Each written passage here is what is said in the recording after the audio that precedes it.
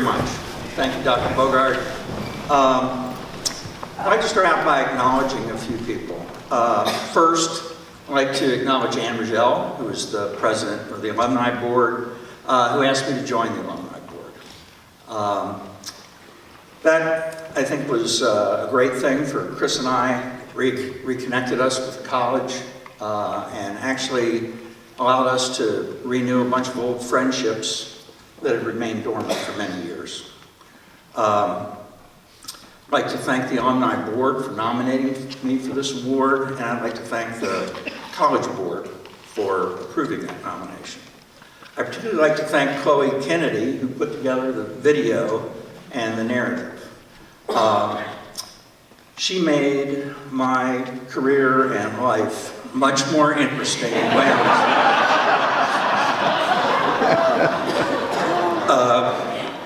Also, another person I'd really like to acknowledge is Adlai Boyd.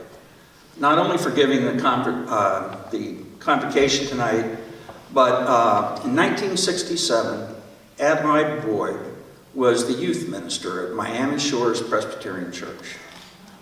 And one of his youth wasn't sure where she wanted to go to college or if she wanted to go to college.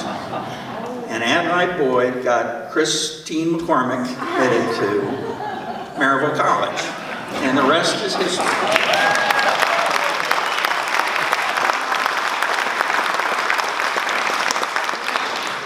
I'd like to acknowledge Chris, without whose sense of adventure and embrace of change, and also her lust for life. Without that, we never would have moved to Europe. We never would have been in Asia. I probably would have been a GS-12 or a 13 in Washington, D.C. So, not only did, during the time, particularly in the parts of my career, once I joined security, I was absent a lot. Chris would take the girls skiing in Switzerland, get in the car and take a ferry over to Scotland and show them around Scotland and the British Isles. Or when we were in Asia and I was handling the crisis of the airplane crash of the day or whatever, would take them to a Habitat for Humanity build in Thailand.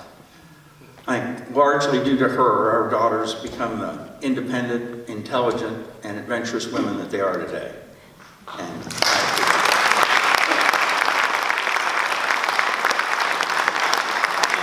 lastly, I'd like to give my thanks to Maryville College as an institution.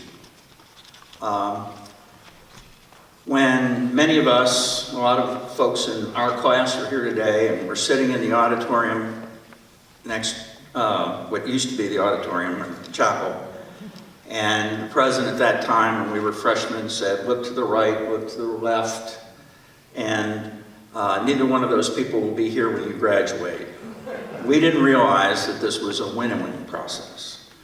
And I didn't, all the discussion about this will form your worldview and impart skills and relationships and develop you as an individual that will serve you with talents and attributes that will serve you well the rest of your life. And that's what liberal arts colleges are supposed to do. You don't really realize that worked until later in life. And you know how to communicate, you know how to deal with other people and other cultures, and you're able to do that from the experience that you have here. I